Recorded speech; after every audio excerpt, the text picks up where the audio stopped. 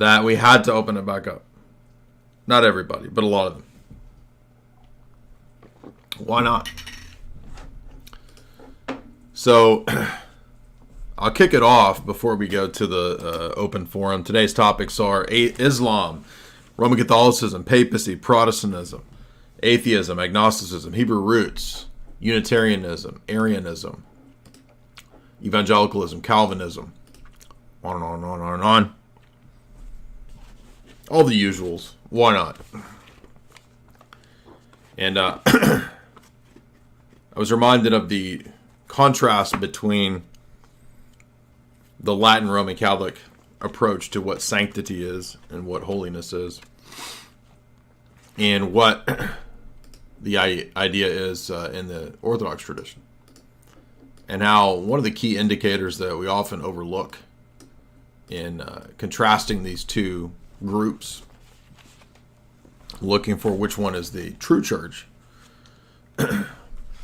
pertains to the pathway to being made like God or being made right or whatever. It's not accidental that when we have this schism, we begin to see very bizarre manifestations in the West as to what it means to become righteous and how to be made right with God. We see, for example, according to the Cambridge Companion, the rise of the medieval mystical orders like Francis of Assisi, who sees in a vision a supposed crucified angel, a seraphim. Born into a noble family, he became a beggar after seeing a vision. 2 years before his death, towards the end of his life, he saw a vision of an angel, a six-winged seraph, crucified and nailed to a cross. After this, he claimed to possess the Stigmata. And he's known to have claimed to sort of be a little Christ in the sense of becoming so united to Christ that he needed to reenact, he believed, so the crucifixion. And that's supposedly what Stigmata is. That makes no sense in our position. There's no need or necessity to attain holiness via literally reenacting the crucifixion of Christ. And so for us, this is an extreme form of prelest. Prelest is spiritual delusion. And it's always centered on any kind of means that replaces the way to become holy that's the appropriate way. So the process of theosis, becoming like God through participating in the uncreated grace of God through the life of the church, the sacraments, etc., is always replaced with a pseudo means of attaining that, usually through something like self-aggrandizement, some form of believing that you have a vision or some special calling. Charismaticism is a classic example of this. God has anointed me and called me to be a pastor of the local church.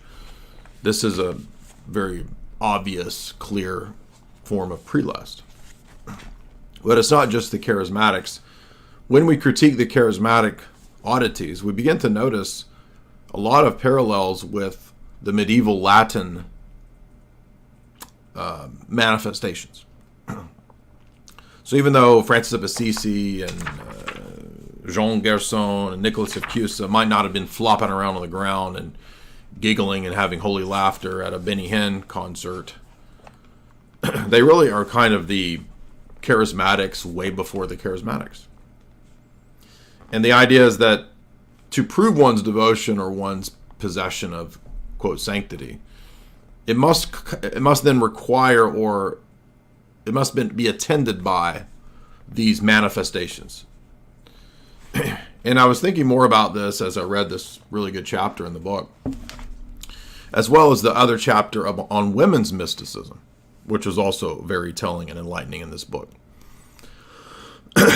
Because as we follow the trek of piety and mysticism in the Latin West after the phase of scholasticism, even traditional Roman Catholics have begun to notice and admit in their writings, EMJ has said this, that Roman Catholic piety takes on more and more of an effeminate posture.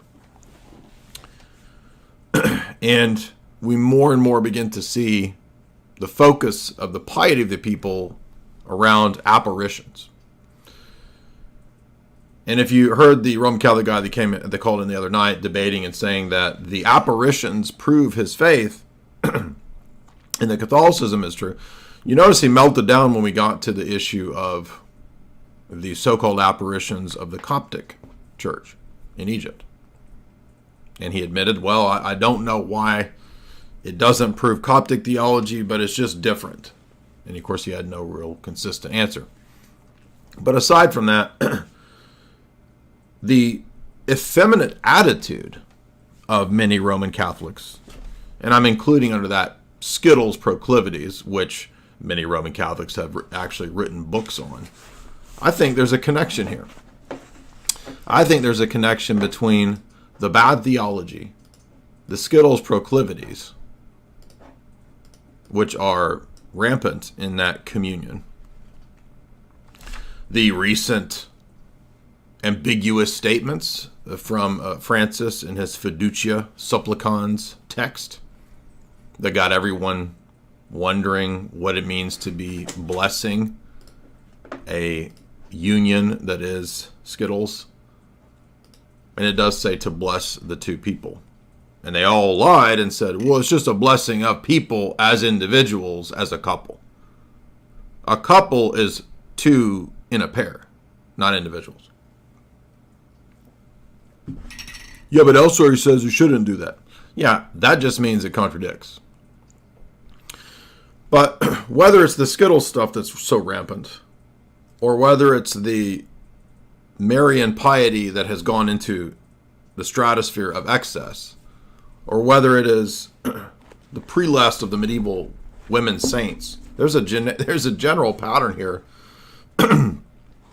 that emotionalism and sensationalism are really the essence of true piety and devotion.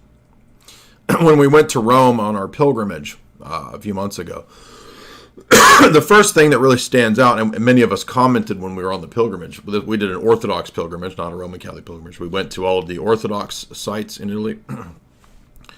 The first thing that stood out to us, and we all commented on this, was the very exaggerated emotionalism of the Roman Catholic statuary, paintings, frescoes, etc.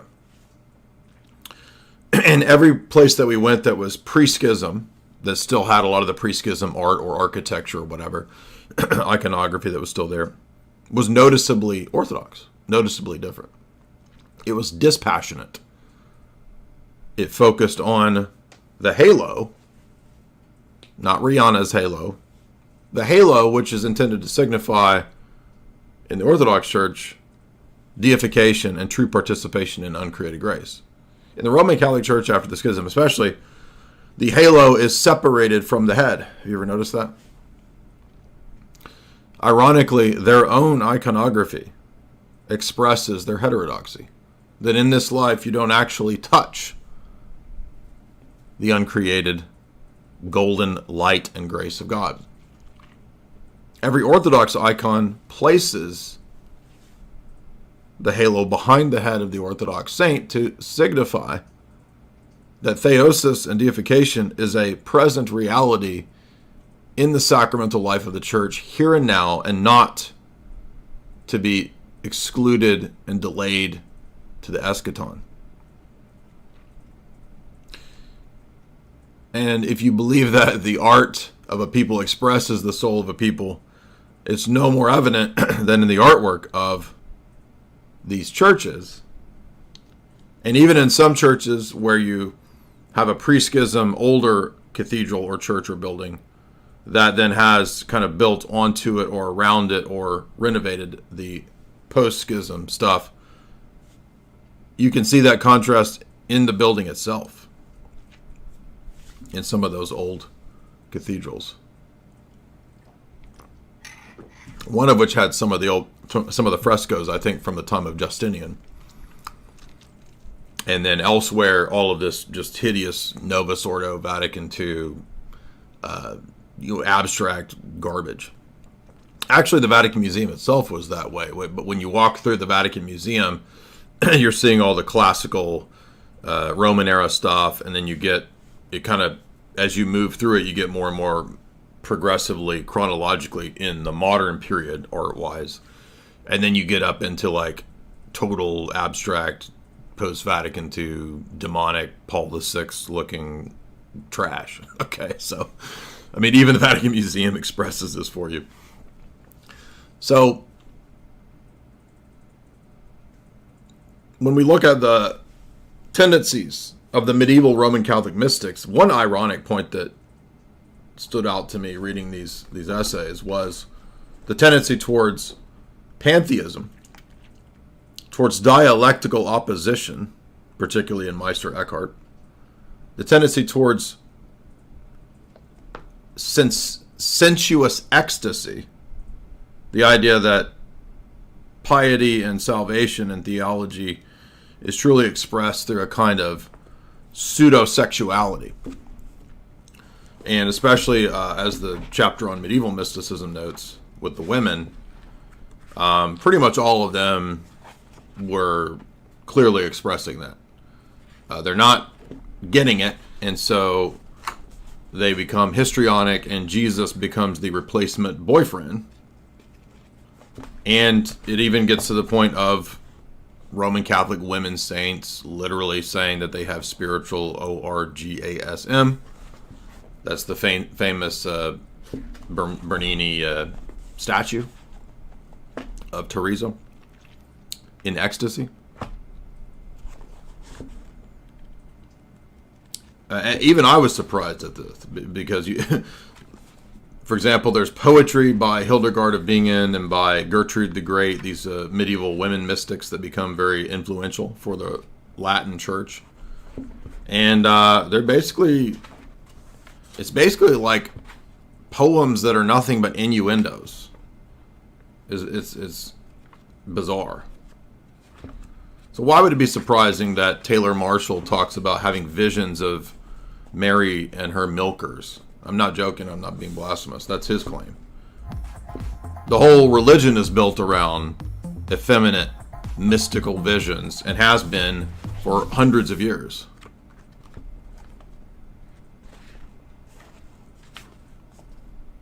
Gertrude the Great wrote in her mystical treatises in the 1300s, 13th century, about the arrow of Christ and how it pierced her, and when it entered her, it made her bone of bone and flesh of flesh. Christ became her intimate partner, and they became one substance with one another. Well, first of all, you don't become one substance with God. That's not the Orthodox view. And any Orthodox person would know that the basis of the essence center distinction, that's a form of pantheism, and that's heterodox. But it's actually the very thing that Meister Eckhart said in his mysticism. It's the same idea, although maybe Francis of Assisi didn't say that he became one essence with God. The idea that he needs to be experiencing the literal piercings in his hands of Christ to be a little Christ is also the same idea that God and man become essentially blended. For many of the other mystics of that time period, like Bernard of Clairvaux, the antibody posture is so extreme that salvation is essentially the flight of the soul away from the body towards a union with God. But the gospel is the resurrection of the body, not the flight of the soul away from physicality and materiality. That's Neoplatonism. Other mystics like Nicholas of Cusa, Julian of Norwich, etc., discuss bizarre ideas like the universe being infinite. He was a cardinal. His idea of the vision of God, this is Nicholas of Cusa, ultimately identifies God with the created universe while trying to distinguish God from it. So we see then this tendency towards pantheism. And they're struggling with the lack of the essence-centered distinction that Orthodox theology has maintained as fundamental going back to the Christological councils.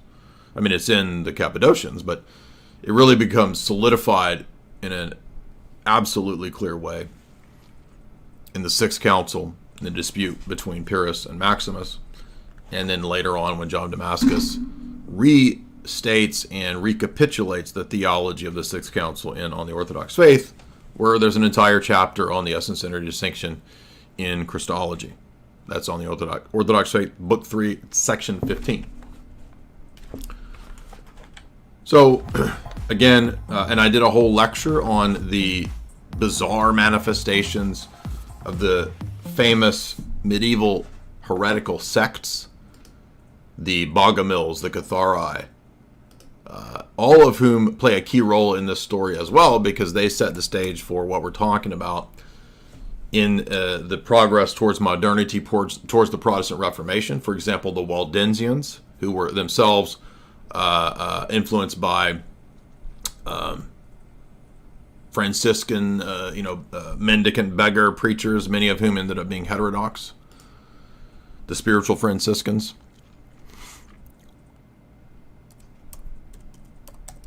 And as Malcolm Lambert in his magisterial book on medieval heresy notes, all of these really become predecessors to the Protestant Reformation, the Enlightenment, and so forth. Many of these groups also set the stage for communism, socialism, Marxism. So this book here, it's a 600-page book, very academic text. Some years back I read it and I took about 60 pages of notes on it. So here is my talk on medieval heresy by Malcolm Lambert, Cathars, Cults, and Papal Power. It's an excellent scholarly text. And it really, again, just shows the ideological lineage into groups like the spiritual Franciscans, Joachim of Fior. They influence groups like the Munster Rebellion, and those become proto-communist socialists. Heresy regarding this specific topic. I'll look them up and I'll try to find the English version, and I'll send you the text. Yeah, that'd be great. Yeah. So basically, if you guys couldn't hear him, he's saying that St. Ignatius Brankaninov has some really good critiques of the tendency in the Latin so-called saints of the second millennium to fall into this eroticism and this sensuality and all of that. But yeah, we definitely need to check those out. Jay, I'd like to invite you to come to pilgrimage to Georgia to see some of the oldest monasteries. That would be cool, yeah. I mean, my priest, after we did the Italy pilgrimage, he was thinking of other places like I think he mentioned maybe even Georgia, but maybe one day. Appreciate that, Otto. I'll follow you, and then you can message me that stuff. Anatoly, what's up, dude? Appreciate that. Now, before we go to him, I did want to mention that. So we have this story of the circumcision. Obviously, the circumcision of Christ is very important in the liturgical cycle of the church. But I'm looking for that woman that, who's the Roman Catholic saint woman that claimed to get the circumcision ring. Yes, here it is. Oh, is it Catherine of Siena? Oh, I didn't know. I thought it was somebody else. Catherine of Siena is a complex figure. Many mystical visions, of course. By the way, isn't she the one that supposedly said, I'll follow the Pope even if he's Satan? But she supposedly, receives the mystical circumcision ring from the foreskin of Jesus. Moreover, the idea of Christ mystically wedding Catherine with a ring of his foreskin, right? So you understand that in the Roman Catholic tradition, like a lot of people think, oh, well, I can just throw this out. You don't actually get to throw out these stories of these women saints and their oddities. Who's the woman that Jesus carved into her chest? I mean, what?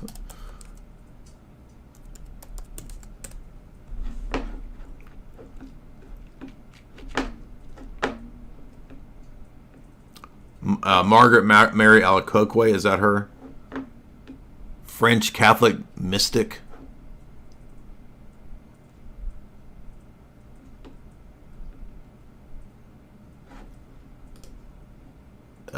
People in the chat, is that right? Catherine of Siena, yeah, I know about her Pope. Even if the Pope were Satan incarnate, we ought to not raise our heads against him. Okay, whatever. But what I'm getting at is, like, you don't get the liberty in the Roman Catholic world to be like, no, I don't accept that. No, you have to accept that. Like, the canonization of saints is part of the ordinary magisterium in the Roman Catholic Church. But who is this? The woman who has Jesus carved his name into her chest, like she's like a high school desk or something? And by the way, why is it that so many of these women start to have these manifestations and visions in the Latin West, particularly in the 1500s and after? Isn't that interesting? I mean, you do have the medieval mystics that we talked about in the 1300s, 1400s, etc. But it seems to really ramp up around this time and perhaps Counter-Reformation period.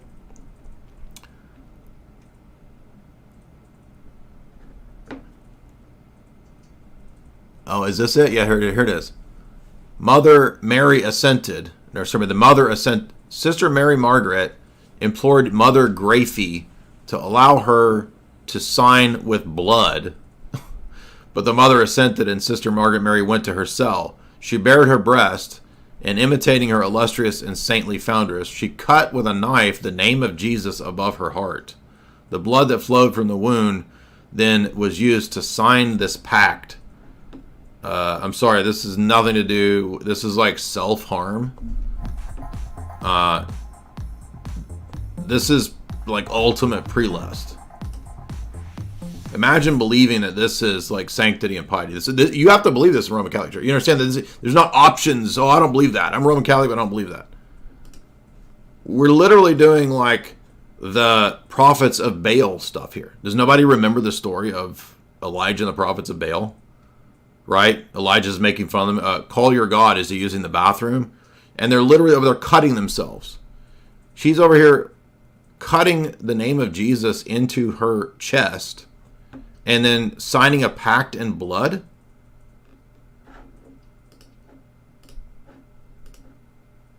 Margaret Mary Alacoque. And you don't get to reject this if you're a Catholic. You understand that? Like, you have to accept this. Is it any wonder that this is how the Roman Catholics act so effeminate and insane and emotional? Well, they're just mirroring and exemplifying their so-called saints and their histrionics. Didn't Saint Gemma throw herself down a well? I'm not talking about you go get in cold water to quell my passions. Okay? Like throwing yourself down a well? I'm pretty sure that's Saint Gemma that did that, right?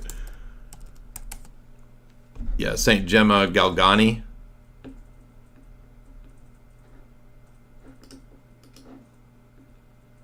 So, does nobody see that? Like, that's clearly people have, like, they're having problems.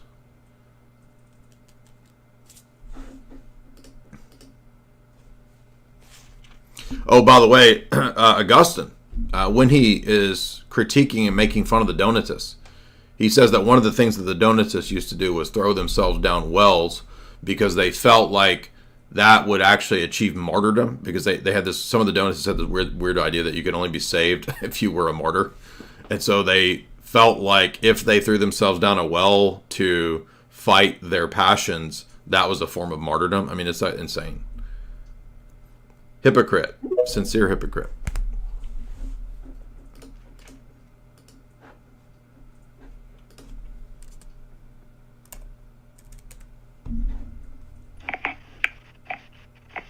Hello, can you hear me? Mm-hmm. Hi. I just wanted to ask like a few questions. So one of the questions I wanted to ask, I used to be an atheist for a while, and now I'm inquiring into orthodoxy. Something I've noticed is, it seems like atheism is a result of some Christian heresies.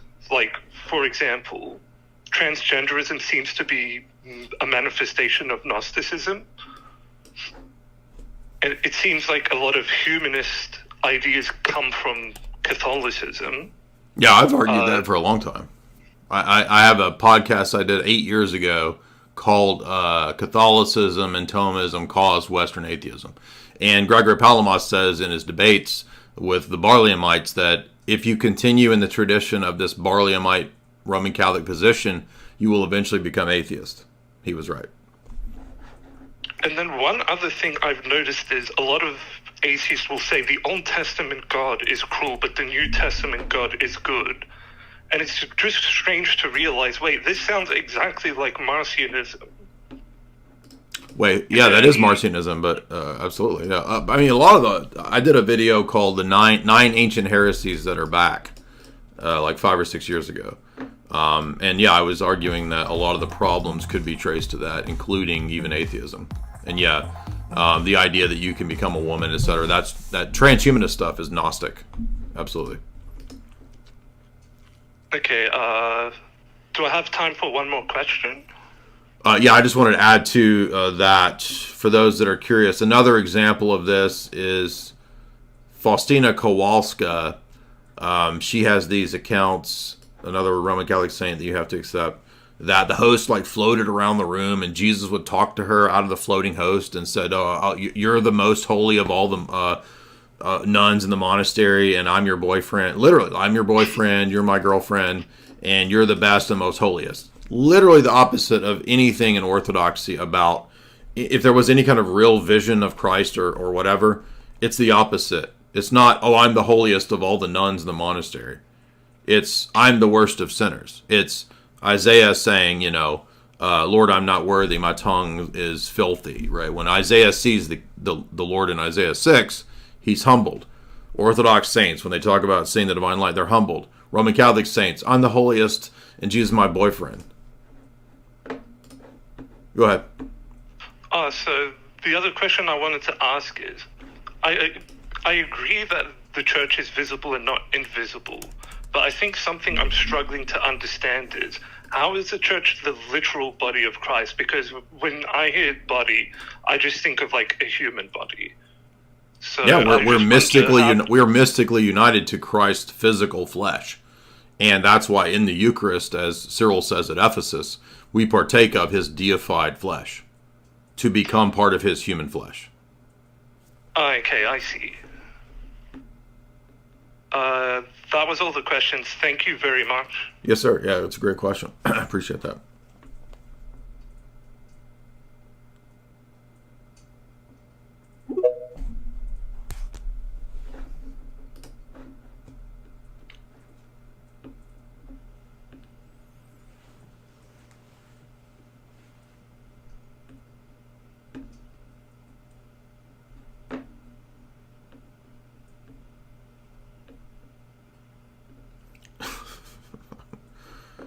What's up, man? Anatoly?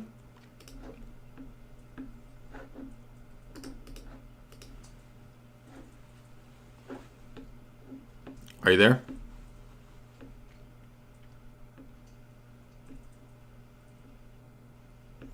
I'm trying to find the really good accounts of Jesus floating around in the host in her convent and telling her that their boyfriend girlfriend. It's so ridiculous. Like you have to believe this as a Roman Catholic. Like, you don't get to doubt this. Are you there, man? What's up? Can you hear me? Hello. Yeah. Okay. Can you hear me? Yes, sir. All right. So I just have a couple questions about signs and wonders. Uh-huh. So the other day, I think you talked to somebody about how basically wonders and signs are not necessarily proofs of the faith. Right.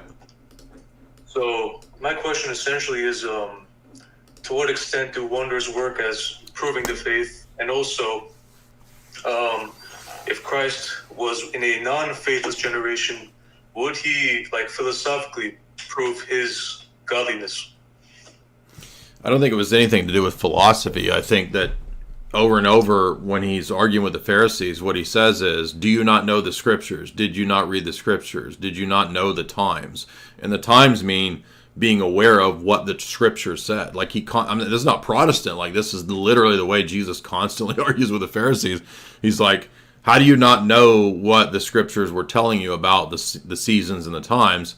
When the Messiah is coming, you should expect this, right? So he's kind of holding them liable for misunderstanding the text and the scriptures that they had, and then saying that there's signs and wonders, but signs and wonders are for weak faith, not for strong faith. That's why Paul says it's the miracles and tongues and all that are signs to unbelievers. They're indicators. They're like stamps or seals, but they can't be proofs because, again, Johnny St. John Brace did the first two miracles, quote unquote, of Moses, right? So whether Johnny St. John Brace did miracles or whether they were just mimicking or faking the first two signs of Moses, the first two curses and signs, it doesn't, like, the point is that it wouldn't prove it, because how does a Roman Catholic on what basis can a Roman Catholic tell me that the Coptic Church is wrong if Mary appears over the Coptic Church to thousands of people just like at Fatima?